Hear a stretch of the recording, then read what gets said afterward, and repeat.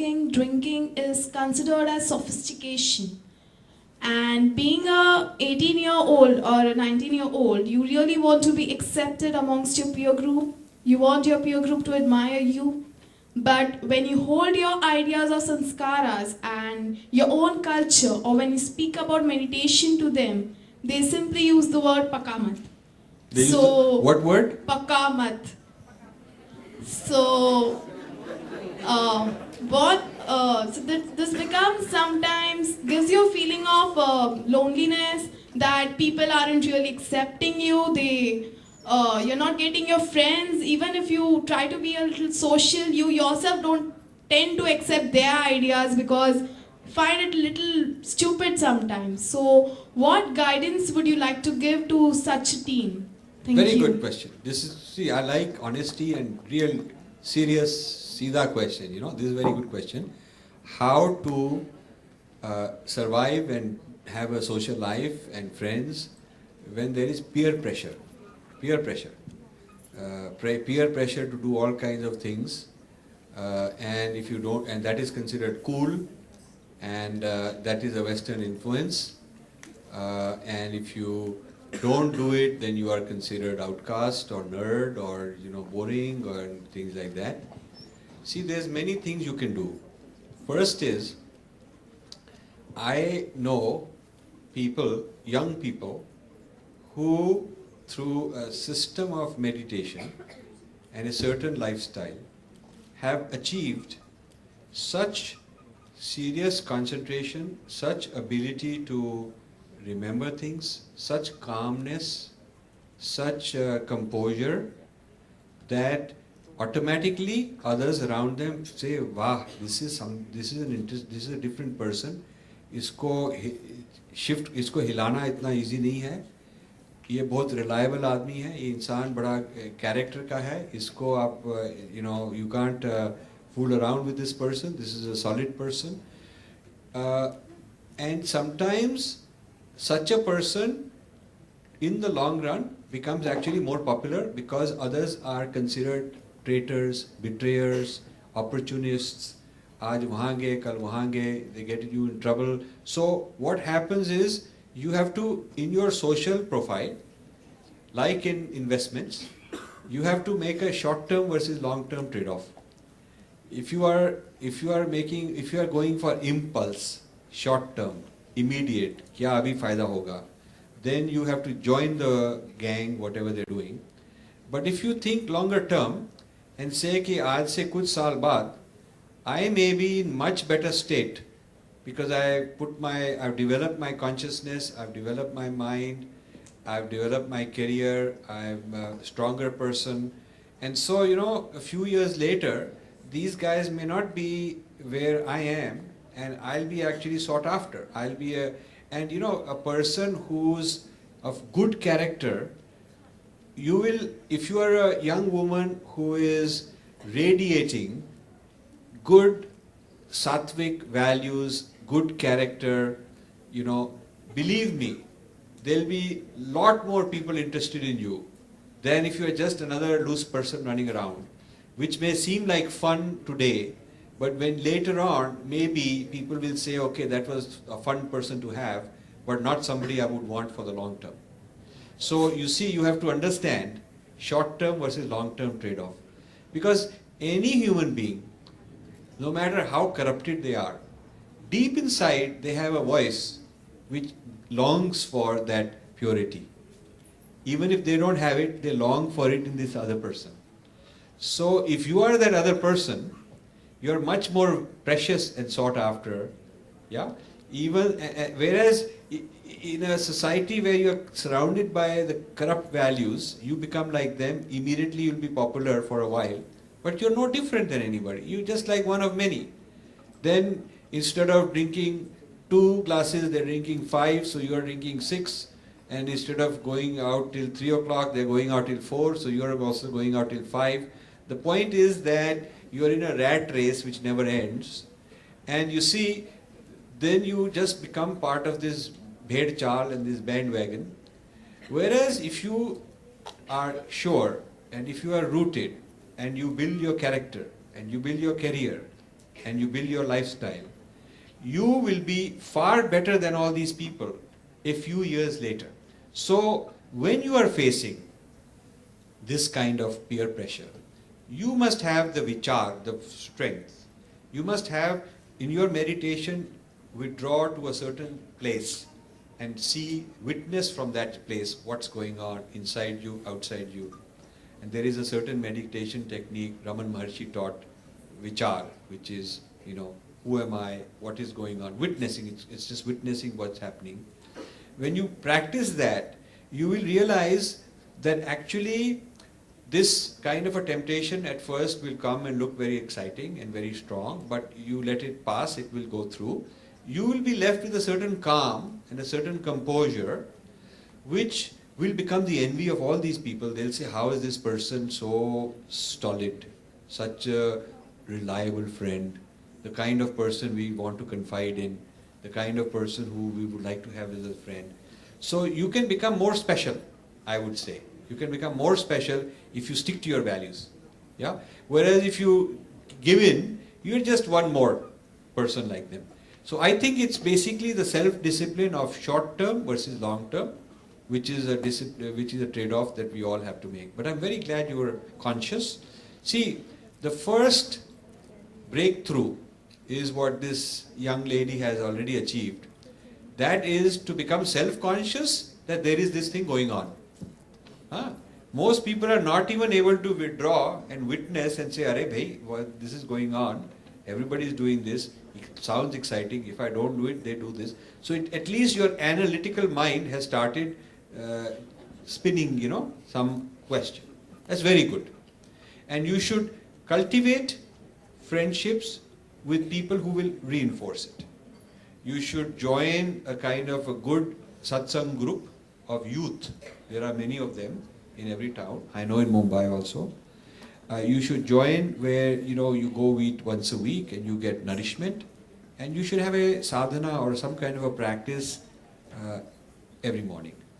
And then it will help you not go with this bandwagon. I think you should study what happens to such people like the common ones you're talking about later in life. They end up on addiction, they end up in crime, they end up in broken families, they end up sacrificing quite a lot. And so all sorts of things have a karmic effect. At first it seems like good time, and they are not mature enough to realize that there are consequences, they'll pay the price a few years later. So if you are the mature kind, then you should constantly read what is the problems of these modern societies, like how many people in the United States, a very, very large percent are on psychiatric drugs. Very large percent. How many are in prison? Some 3-4 million people in prison. How many people are on drug rehabilitation?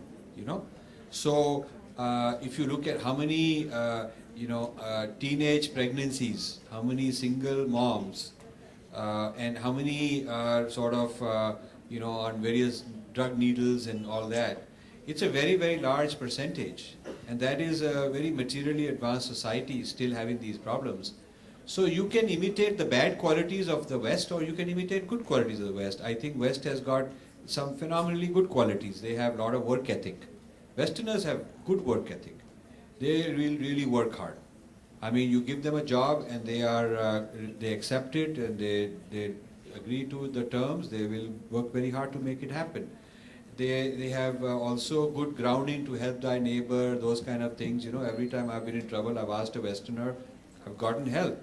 Indian may cop out and say, "Arey, I'm busy," or "I told this guy, didn't he call you? He's supposed to have called you. I made this arrangement." Like that they'll say. They'll fizzle out of it. But so Westerners have some extremely good qualities. Every culture has got some good qualities. So we don't have to pick up the bad qualities which those people are rejecting. Do you know that smoking is on the decline in the United States?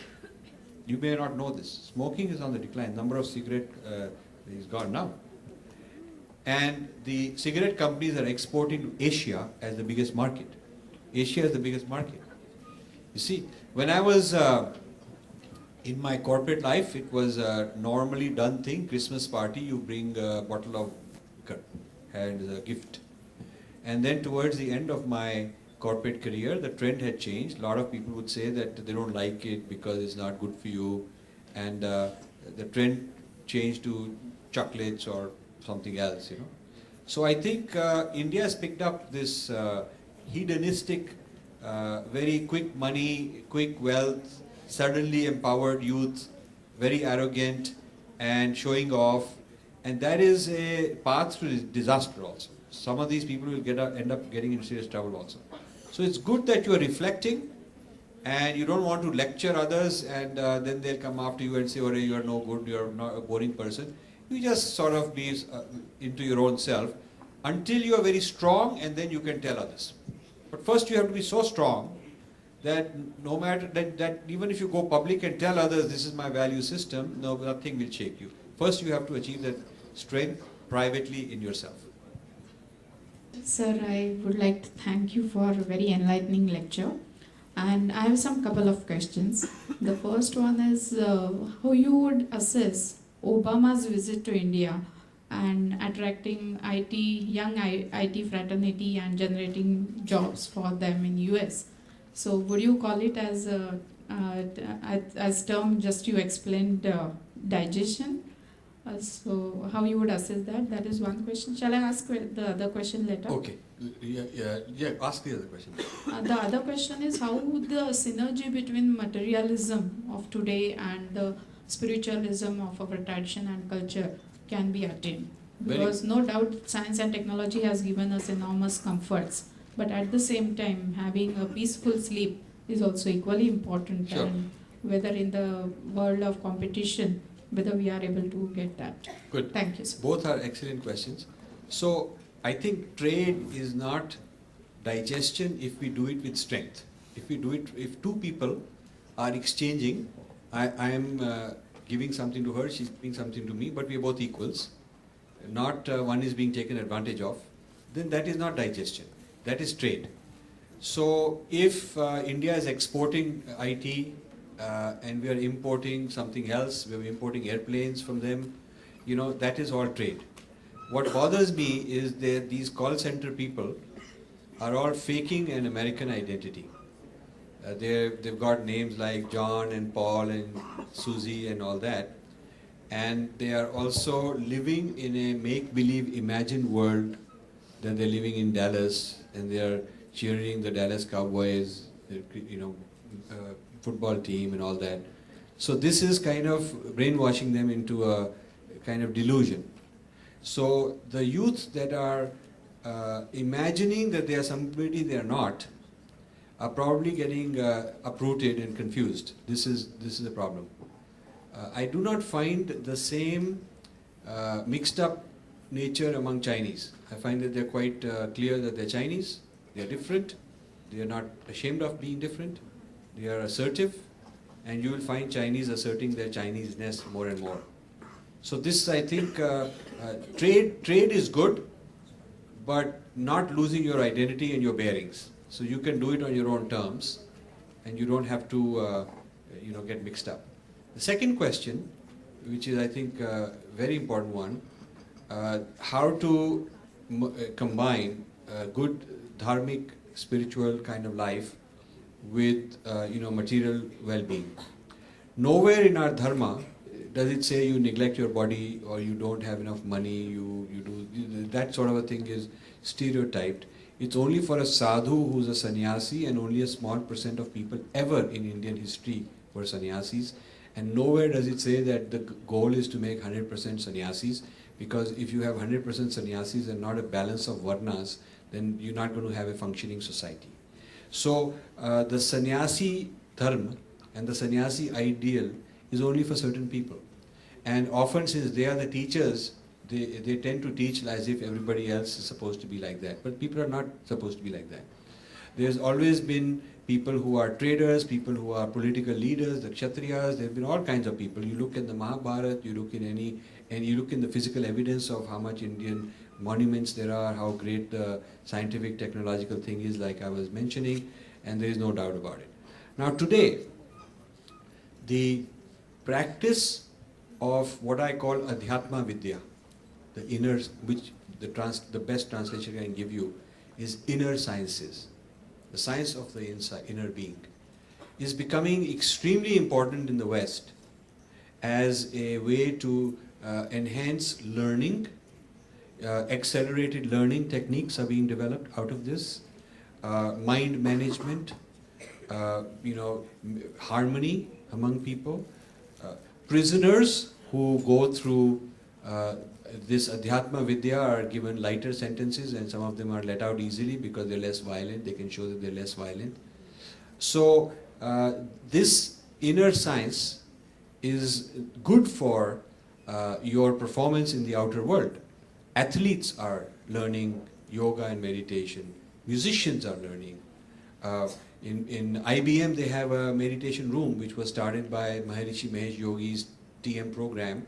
So anybody who is initiated or anybody at all who wants can go during working hours, sit quietly and meditate and come back. And there's nobody thinks that there's anything wrong with it. So you find that the West is taking on many of these Indian inner journey techniques, while Indians are still having doubt. My concern is that West will appropriate and take over all this, call it their own, give it their spin, give it their twist, make a ton of money selling it back to Indians. True. Indians will be I'm happily here to pay the importing vote of it. thanks. It is my proud And privilege to once thank Mr. again Rajiv become Malhotra. dependent. So I think whether this generation adopts the inner sciences of India or whether their kids adopt it by buying it back from America, that's the choice. But it will come back. I would rather that it come back as authentic from our own source. Because not only it's a question of protecting the continuity of our tradition, but also the quality is far substantial, far richer. Because when you have a fruit tree, and if you harvest the fruits, if you don't look after the roots, then the fruits will stop coming. But if you nurture the roots, you can keep harvesting year after year. So the tree of wisdom in our civilization, the roots must be preserved, and the roots are right here. And then we can keep getting all these things that the Westerners have got, plus 100 more. So that is why I want the young people to understand, you should have a serious examination of India's traditions of the inner journey and set aside, 20 minutes a day or some practice, 20 minutes a day. And you will find within 3 months your performance in college will improve, your ability to have friends will improve, you'll be more relaxed, you'll be less anxious, you'll be less worried, your memory will go up. These techniques are being taught in education now. So I think it's actually very synergistic. You say that the certain mantras, they have power and they should not be translated not only because they have a specific meaning, but a particular technique, the vibrations they create, that's why they should not be translated as such. So about that you have told about the some story about from Brihadaranyaka Upanishad about the message which was given by Prajapati to gods, to demons and to human beings was only one letter, the. So it had different meanings. For gods it was Dhamma, you control yourselves because they were enjoying power. For asuras, Daya, have compassion. And for human beings, Dana, charity. So on this point of non-translatables, if you tell something to our young generation, Yeah. it will be useful for them. See, every civilization has its own unique experience. Not that one is superior to the other, but they are different. A civilization that emerged in the desert does not have the same understanding as a civilization that emerged in the forest. And the forest does not have the same experience as a desert. The civilization that emerged in the Eskimos in the ice places, snow and ice, is different. A civilization that's in a tropical island is different. So we have different geographies, different histories, different influences on us. And so civilizations have different experiences. It's nothing to do with being superior or inferior. Now, the words that emerge out of a certain civilization reflect the experience. And so you can't translate certain words into another culture's language who never had that experience. So yoga never existed, it has not been developed, so they don't have a word for it. It's fine, we should just use yoga. Don't call it exercise, don't call it gymnastics, don't call it prayer, it's none of those. It's not, those are all useless translations. Just be happy with yoga. Shakti is not energy, because Shakti is also divine, it's not just a material thing like energy. So I think the idea of non-translatable means that even if you are speaking in English, so back to the gentleman's question to the translation in other languages, and I agreed we should be translating this pustak in other languages. But even when you're speaking in English, there are about 50 words, 75 words of Sanskrit you should each learn. So part of the training should be that even if you're not in the Sanskrit department learning Sanskrit, take 50 important words which are commonly mistranslated, which are commonly replaced with English and they don't mean the same thing. Words that are not very esoteric and very too sophisticated, but which can be useful. And ask the person to take 10 words, then take another 10 words and make it part of his English vocabulary. So even if you're talking in English, you can just say Shakti, you can say Yoga. You don't have to, you can say Dharma. It's not the same as religion. You can start using a few of these words, and when you use them, you will force yourself to learn more about them. Because when you're using them, you want to explain, then somebody will question, well, why does it, what is different? Then you go back and research what is different. Next time you will say it with more confidence. So just by using a word over a period of years, you will become better and better at understanding how it's different and being able to explain it to other people. Not with anger, not with superiority, not knocking them down, but just saying this is different. This is our tradition, this is what the word is, and there is no other word I can use, so I will use my word. This can open up a whole journey for the young generation. If you put 50 Sanskrit words that are non-translatables, that are very strategically selected, then you can speak in English, you can go and do IT, you can become whatever materialist thing, but if those words are part of your thinking, those vibrations are part of you, that is a seed inside you which will blossom. And as you get older, you will realize more and more. Those 50 words will attract hundreds of other words. So that's what I suggest you should do. You made a passing reference to study of consciousness. And I just wanted to know, a few years back I had heard a lecture from a famous physicist in India, Dr. Shrikant, who is now doing a lot of research on consciousness and quantum physics, the relation between two, in Bangalore. Would you just throw a little more light on this consciousness and study of consciousness? Yeah. In the 1990s, I started attending these consciousness conferences in Tucson, Arizona, which are held every 2 years. And I was surprised to find how much of Indian ideas of consciousness they had appropriated. The idea of unity consciousness, they had appropriated into physics. Heisenberg and Schrodinger, the two who got the Nobel Prize in quantum physics, were quoting Vedanta and Vedas as their source of inspiration. But by the 90s, all that had been forgotten, and some Westerners had taken over that whole movement and completely forgotten the Indian sources. So this was one of my first projects when I started the foundation, is to revive interest among Indian thinkers on the study of consciousness in India. And I think you're talking about the Vivekananda Institute near Bangalore, where they're doing research.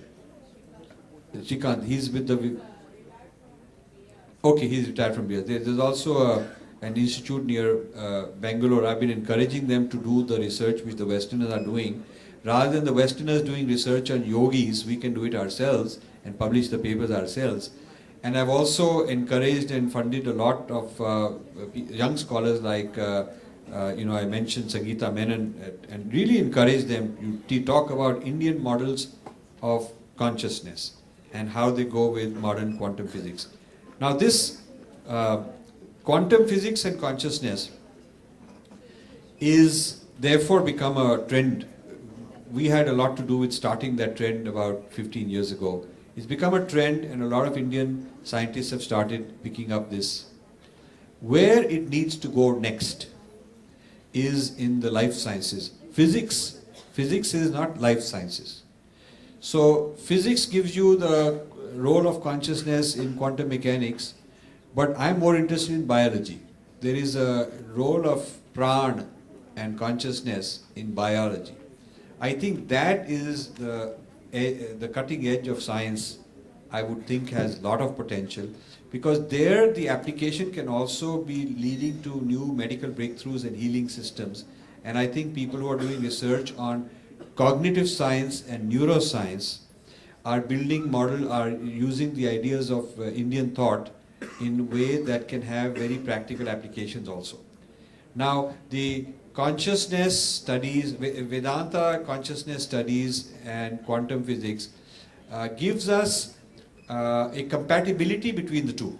It tells us that the classical Indian thought is very compatible with modern quantum physics. It tells us that. But we need to go beyond past, saying, okay, we had something in the past which is compatible with something the Westerners came up with, to future, and make some predictions, make some new theories, make some breakthroughs using our tradition. That will become very important. So that is where I'm interested. I think they have already crossed some barrier, and they are putting that as biophysics in the Institute of Cancer Research at Parel, Tata Memorial. And I think this consciousness, the study of consciousness and biophysics, somewhere they are going into a breakthrough for healing as such. Yes. Not much has been exposed or made public about it. Yeah. So I just see, the whole idea of my intention, which is my intention as a meditator, in a state of consciousness where it's not cluttered with old sanskars, it's not cluttered with ego, it's a very pure state. And in that state, a certain intention and how it bears fruit is a principle that needs to be quantified and studied in the laboratory. And also the role of negative thinking that can generate cancers and that can generate all kinds of problems. Because in quantum mechanics, the quantum uncertainty gets collapsed into one of several possibilities. There are many possibilities. That is the uncertainty principle. And it gets collapsed into one of them based on some correlations. And this business of constantly harping on negatives, generating negative results, is sort of a philosophical, there's a philosophical argument like that. But from a philosophical argument to scientific argument, you need laboratory proof. And so our people, I'm glad to know from you that our people are taking this up, because I've been wanting them to take it up. Until 10 years ago, in the 90s, West was doing the laboratory studies and publishing the papers and calling it original, but the subjects who were being studied were Indian or Tibetan, because the Westerners did not have that ability to do that. So I was always arguing that the scientist is not the one with the stopwatch who's measuring what you've done. The scientist is the one with who's able to actually achieve this. The inner scientist is the one who's got the Adhyatma Vidya to achieve a state of consciousness. The outer scientist got the measurement device and he can measure that what you're saying is happening, you know. So we need to combine the inner science and the outer science in India, publish these papers, get the breakthrough, and it can have a huge potential. Thank you. The author of Big Different, for accepting our invitation.